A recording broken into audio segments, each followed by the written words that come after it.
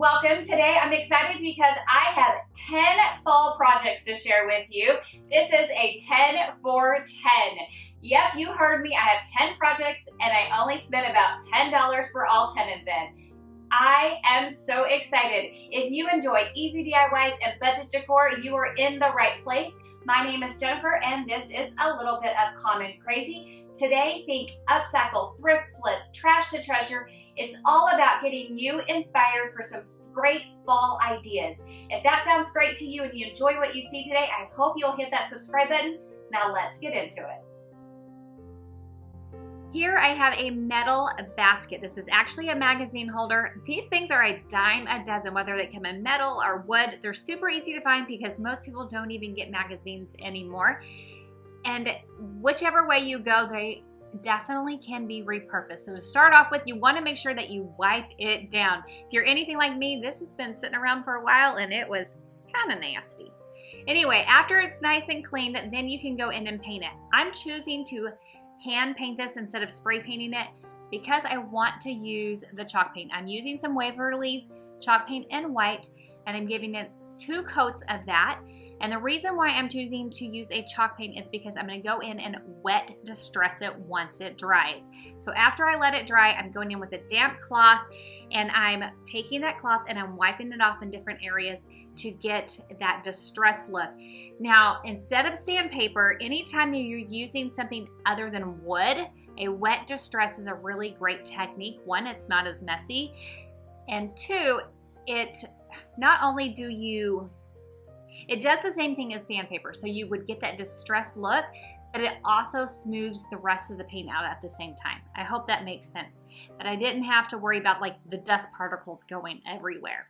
So after I had distressed the entire thing, I did go in with a clear wax to seal it in, and that took care of, you know how chalk paint has kind of a coarse texture to it. Once you wax it, it's nice and smooth, it's sealed, it's protected.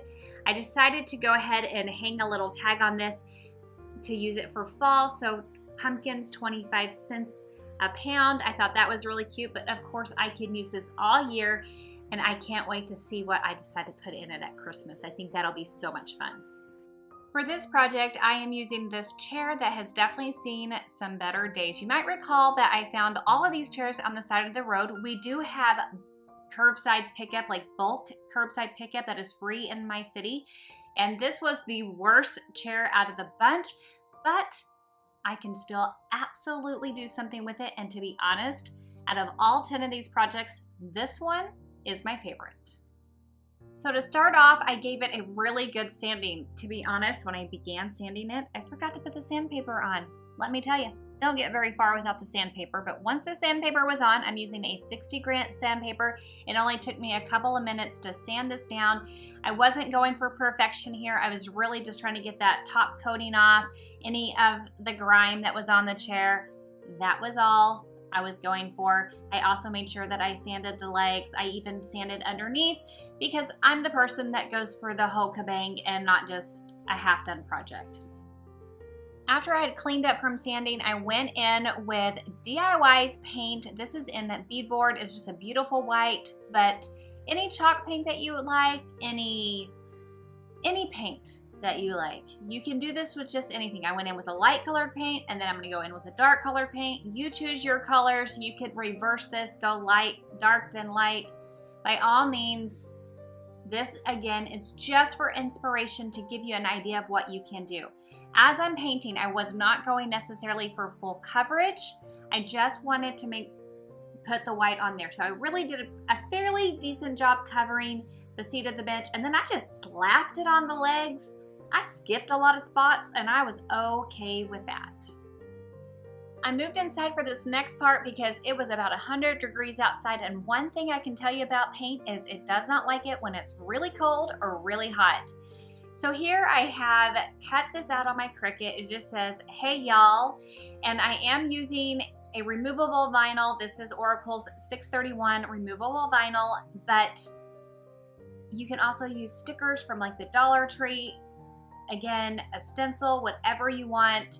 I will have this in the link below if you would like to do the "Hey y'all" on something, either a chair or anything that you have.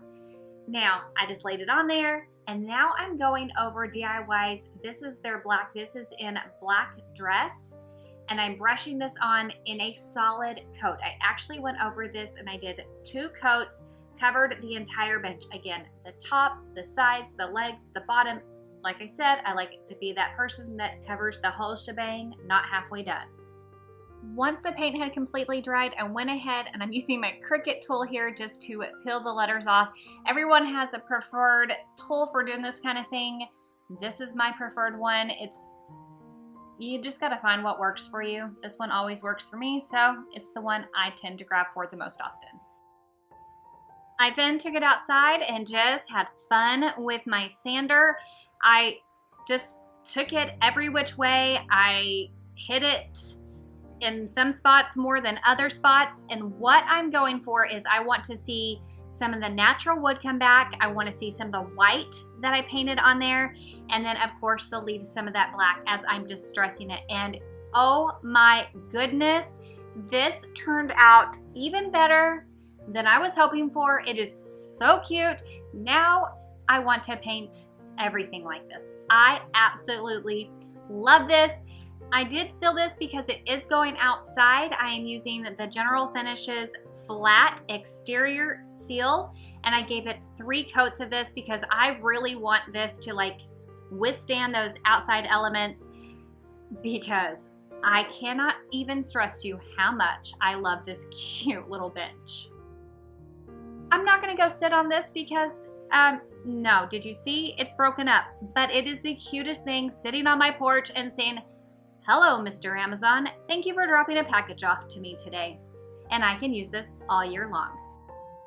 I picked this super cute little mason jar sign up at Dollar General for just $1, but I wanted to change it up for the fall. I love getting things like this on clearance or for super cheap and then making them my own. So using some Waverly chalk paint and moss, I gave it a couple of coats and then added this super cute Farm Fresh decal. I created this in Design Space.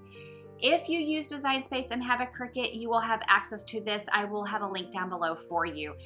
Just a fun little way to change anything up. You can find things like this on clearance, or you may already have something lying around your home. I have this tag that I picked up at Dollar General for just $1, but the paper on it was already kind of peeling off, so I decided that I needed to jazz it up for fall.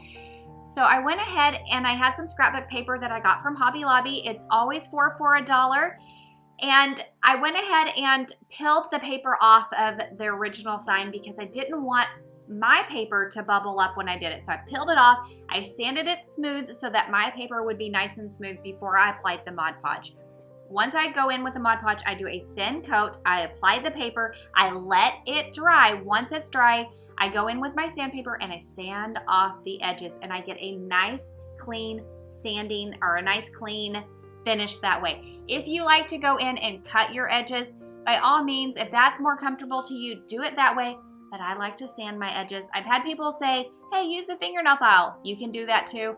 I always have sandpaper on hand, so that's what I use. Sometimes for the little bits, I will go side to side, and if for anyone wondering, I am using a 60 grit sandpaper. After that, I went back and I poked the original hole through the paper, added the original rope right back in. Now I'm painting my little leaf. This I got at Dollar Tree, and I want it to have a really autumnal look. So I want it to have depth and dimension in different colors. So I'm starting off with Waverly's chalk paint in crimson, and I'm just using a makeup sponge in order to paint it. So I use crimson first, and I'm just pouncing it on. And then I go in with Marlowe, which is a deep, beautiful purple. After that, I go in with Truffle, which is a rich brown. Using these 3 colors, give it a more authentic, deep, beautiful autumnal color that I'm going for instead of just flat and plain. Once the paint dried, I did go in with an 80 grit sandpaper and gave it a light sanding, bringing back a little bit of that natural wood and just softening up the paint ever so slightly. I used my CRICUT again, and I'm adding autumn leaves and pumpkin please. But please don't feel like you have to do this. Of course you can use stickers and rub-ons and stencils, but I have to admit I love using my CRICUT. I use it all the time, and if this is something that you are looking to invest in, I absolutely recommend it. The last thing I did was secure my leaf using a little bit of hot glue. And this tag is done. I absolutely am so glad that I redid this cute little tag, and it is so perfect for fall. This is one of those decor items I've had forever. It just doesn't match my decor anymore, and I wanted to revamp it so that it would work for me today. And so now I'm going to give it a little fall makeover. So I'm starting off by peeling the paper because there were areas where it was loose and it actually had like a film on top of it. So I wanted just to get off anything that would impede the paper I was putting on there from sticking without bubbling or looking tacky. Once I had the paper off, I did sand it to make sure that it was nice and smooth, and then I went in with some black paint. This is Waverly's chalk paint and ink, and I painted around the edges. Now I did pre-trim my paper to fit each one of these blocks because of the way that this was designed. It was just easier to go ahead and do that.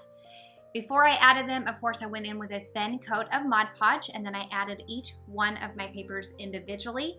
Let that set up and dry. Using some Dollar Tree stickers, I spelled out the word fall. With using this scrapbook paper, it made it super easy. I could use the line in the scrapbook paper to help me line them up perfectly. But I also wanted to add just a little pop of color, so I decided to take a couple of these little wooden leaves. These came from Dollar Tree last year, but a lot of times Target Dollar Spot will have something similar to this as well. And I went in with 3 different colors. This is Waverly's chalk paint in Crimson, Marlowe, and Truffle, and I'm using a makeup sponge in order to layer them. So I started off with Crimson and I just pounced it on. Then I went in with Marlowe and I pounced it on a little bit, and then in with a tiny bit of Truffle just to create a little bit more depth and texture. Once the paint had dried, I then went in with an 80 grit sandpaper and sanded ever so slightly. I brought back a little bit of that natural wood as well as smoothed the paint just the tiniest bit so that it was just a little bit more blended. After that, I hot glued both of the leaves down to the sign, and they were the perfect pop of color. And I think this would look so cute, like on a tiered tray, on a little vignette. So many options, but I love it. Here is a project where I'm using items that I had on hand. I had this little sign base. I did a previous project. I was done with it. I ripped it apart, but I still have the sign. I originally got this at Walmart, I believe. And then I have this welcome to I got this at the Target Dollar Spot. It said Winter Wonderland. I used the Winter Wonderland in a project, but I still had the first part of this and I wanted to use it. So here I'm gonna create a fun little fall sign.